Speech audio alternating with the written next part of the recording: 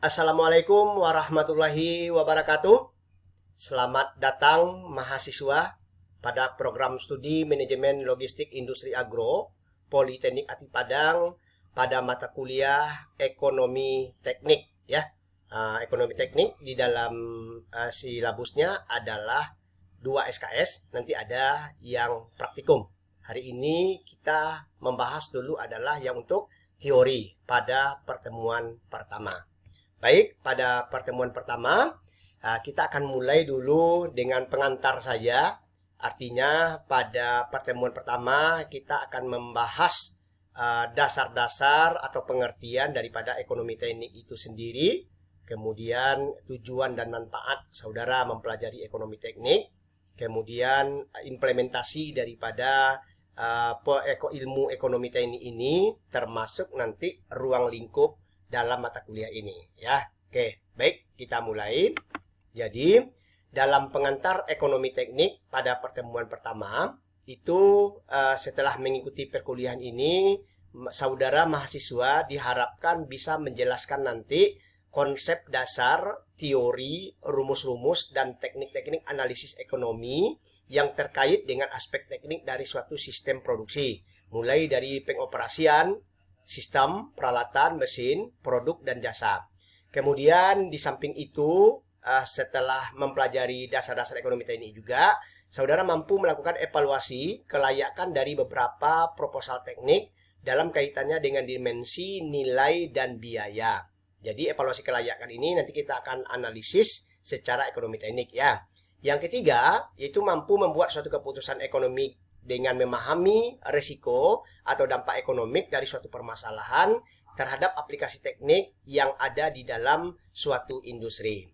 Nah, dari sini dengan beberapa pemahaman tadi, tujuan instruksionalnya adalah saudara mampu memahami konsep dimensi fisik dan ekonomi dari suatu sistem keteknikan, kemudian juga memahami konsep tentang ekonomi dan biaya, kemudian mengerti rumus bunga ya. Nanti rumus bunga itu ada bunga nominal, ada bunga efektif, ada bunga majemuk. Kemudian saudara juga nanti akan mempelajari konsep ekuivalensi ekonomi, kemudian hubungan ekuivalensi ekonomi dengan faktor-faktor inflasi, kemudian model dasar untuk melakukan perbandingan alternatif dan membuat sebuah keputusan ekonomi dari beberapa alternatif yang tersedia. Kemudian saudara juga nanti bisa mengevaluasi alternatif pergantian, mengevaluasi aktivitas layanan publik, sampai terakhirnya adalah melakukan analisis ekonomi yang terkait dengan faktor-faktor risiko dari suatu kondisi yang tidak pasti atau uncertainty ya, dari beberapa kondisi proyek yang ada. Nah, buku yang akan kita gunakan selain daripada modul yang insya Allah sebentar lagi akan selesai Bapak buat tentang ekonomi teknik, referensi yang kita gunakan saat ini adalah referensi dari karangan William Sullivan ya, tentang engineering ekonomi. Kemudian ada juga beberapa buku lain yang berhubungan dengan ekonomi teknik. Nah, jadi nanti ada Giatman dan lain-lain sebagainya ya, sebagai referensi yang kita gunakan untuk memahami ekonomi teknik ini lebih lanjut. Sekarang kita masuk mahasiswa. Yang pertama adalah ruang lingkup dari ekonomi teknik. Ekonomi teknik itu mencakup, merumuskan, memperkirakan, dan mengevaluasi hasil ekonomi yang diharapkan dari alternatif rancangan untuk mencapai tujuan yang telah ditentukan. Teknik matematika sangat diperlukan di sini dalam menyederhanakan evaluasi ekonomi dari beberapa alternatif yang ada. Artinya apa saudara? Nanti ada soal cerita, kemudian saudara formulasikan secara menurut matematika sederhana sehingga bisa jelas apa yang dimaksud dari kasus atau pertanyaan yang akan diselesaikan. Maka perkiraan dan keputusan melibatkan 4 elemen penting dalam ekonomi teknik itu. Pertama adalah elemen arus kas. Yang kedua, waktu terjadinya arus kas. Yang ketiga, suku bunga untuk nilai waktu uang. Yang keempat adalah ukuran nilai ekonomi untuk memilih beberapa alternatif.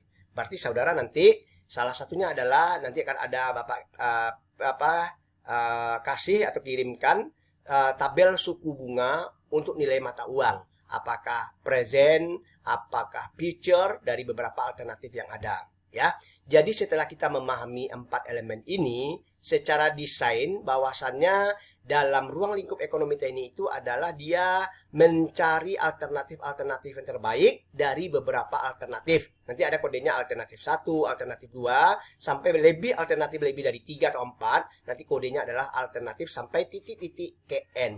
Setelah dapat alternatif ini, kita analisa secara ekonomi teknik dalam mengambil sebuah alternatif yang paling ekonomis, yang layak atau tidak untuk kita ambil sebuah keputusan. Nah, ini yang akan dibahas dalam ruang lingkup ekonomi teknik. Kemudian, dalam mencari atau menyelesaikan suatu permasalahan secara ekonomi teknik, dibutuhkan langkah-langkahnya. Jadi ada yang pertama, saudara, adalah identifikasi dan pahami masalahnya. Identifikasi tujuan daripada proyek yang akan dilaksanakan sesuai dengan kasus yang ada. Setelah saudara identifikasi, kemudian kumpulkan data yang relevan, tersedia, kemudian definisikan sebagai suatu alternatif yang layak, baru buat perkiraan arus kas secara realistis, kemudian identifikasi kriteria layak untuk pengambilan keputusan. Nanti kriteria layak itu ada 2, layak untuk dilanjutkan atau secara visible, dan layak untuk tidak dilanjutkan atau tidak untuk diterima, non-visible dari suatu proyek yang ada. Setelah kita buat kriteria layak, baru kita evaluasi setiap alternatif dengan mempertimbangkan faktor-faktor non-ekonomis, gunakan analisis sensitivitas sesuai dengan kebutuhan. Nanti juga kita belajar apa itu analisis sensitivitas. Setelah itu, pilih alternatif terbaik yang ada dari beberapa alternatif yang di atas, baru terapkan solusi, pantau hasilnya untuk mengambil suatu keputusan.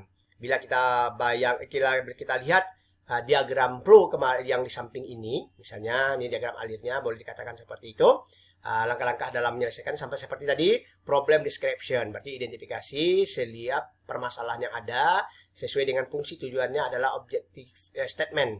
Apa tujuan daripada proyek itu. Kemudian kumpulkan data, available data, cari alternatif dari beberapa yang ada, kemudian buat cash flow-nya, buat arus kas secara realistis, kemudian identifikasi kriteria layak daripada suatu proyek tadi sebelum diambil sebuah keputusan, baru lakukan analisis secara ekonomi tekniknya untuk mendapatkan sebuah alternatif, baru kita ambil solusi terhadap alternatif yang ada. Dari proses ini, maka langkah selanjutnya adalah kriteria untuk memilih beberapa alternatif yang ada. Berarti saudara nanti harus memahami apa itu present worth, apa itu future worth, apa itu annual worth. Nanti dengan kode-kode seperti ini ya. Ada PW, ada FE, ada AW, ada rate of return atau ROR, ada benefit per cost, yaitu adalah B per C, capitalized cost atau CC kodenya, ada payback period, ada economy value added, dan ada cost effectiveness. Jadi ini akan kita bahas satu persatu. Nah, kita ambil sebagai salah satu contoh, jika Anda menerima $100 dari sekarang, Anda dapat menginvestasikannya dan memiliki lebih banyak uang untuk 6 bulan dari sekarang. Nah, sekarang itu adalah presentnya ya. Berarti yang ditanya adalah untuk nilai akan datangnya seperti apa. Maka dengan memperhatikan persentase daripada tingkat suku bunga atau interest rate, nanti interest accrued per time unit dibagi dengan prinsipal dikali dengan 100%. Ini rumusnya ya. Jika kita menggunakan dengan tabel suku bunga, nanti ada kodenya future atau present. Nanti kode-kode itu yang harus saudara pahami lebih lanjut. Nah, sebelum melihat sebuah kasus, bisa kita buatkan dulu dari contoh yang ada tadi, kita buat dalam bentuk permodelan ya. Misalnya berapa purchase-nya, kemudian operation-nya, resell-nya berapa. Nah, kemudian kita buatkan cash flow seperti ini. Nah, ini salah satu bentuk modelnya, tapi ini sebagai pengenalan awal, Anda pahami aja lebih lanjut. Nah, maka nanti soal-soalnya seperti ini, ada kasusnya. Nah, ini adalah soalnya dalam bentuk cerita. Nanti seperti tadi, saudara buat dalam bentuk matematika sederhana, misalnya seperti ini ya. Berapa annual cost-nya, berapa tingkat suku bunga, misalnya seperti ini. Suku bunganya adalah 12%, berarti lambangnya adalah I. Yang ditanya adalah berapa nilai untuk 4 tahun ke depan. Berarti adalah future. Dengan nilai investasi awalnya adalah 1 juta. Berarti ini investasi. Ini sebagai bentuk-bentuk gambaran awal daripada penyelesaian permasalahan secara ekonomi teknik. Nah, dari beberapa contoh tadi, maka sudut pandang ekonomi teknik itu pertama adalah dia bisa menggunakan media. Salah satunya adalah dengan menggunakan media komputer. Nah, misalnya kalau dulu orang melihat dengan menyelesaikan secara akuntansi, tetapi secara ahli ekonomi teknik dia melihat adalah untuk masa yang akan datang. Nah, sehingga dia nanti saudara di dalam sebuah perusahaan akan bisa menjadi manajer teknik itu apabila bisa memahami kajian-kajian atau permasalahan suatu investasi ataupun suatu proyek secara ekonomi teknik.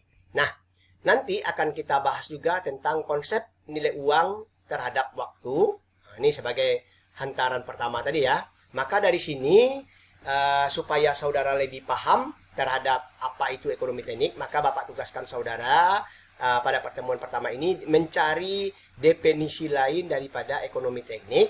Kemudian apa saja tujuan dan manfaat saudara belajar ekonomi teknik, kemudian bagaimana aplikasinya, dan apa saja permasalahan yang ada dalam ekonomi teknik ya.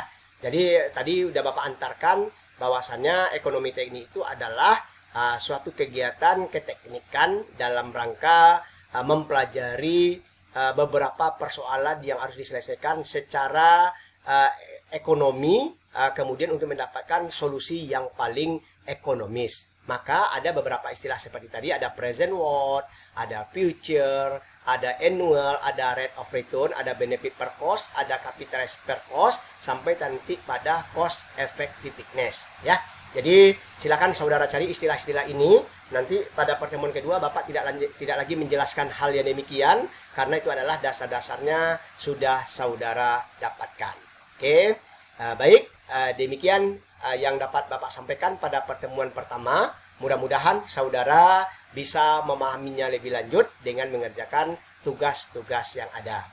Jika ada pertanyaan, Bapak persilahkan sebelum kita tutup pertemuan kita pertama pada hari ini. Silakan.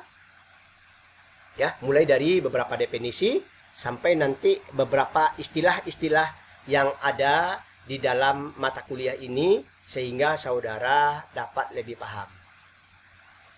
Baik mahasiswa, kira-kira ada? Cukup jelas ya? Karena ini baru pengantar, Bapak rasa ini cukup jelas. Kalau seandainya tidak ada pertanyaan, maka Bapak tutup dengan mengucapkan alhamdulillahirabbil alamin, wabillahi taufik wal hidayah, wassalamualaikum warahmatullahi wabarakatuh. Oke mahasiswa, jangan malas untuk belajar ya. Silakan dicari tugas pertama ini agar saudara lebih bisa memahaminya lebih lanjut. Ya, terima kasih.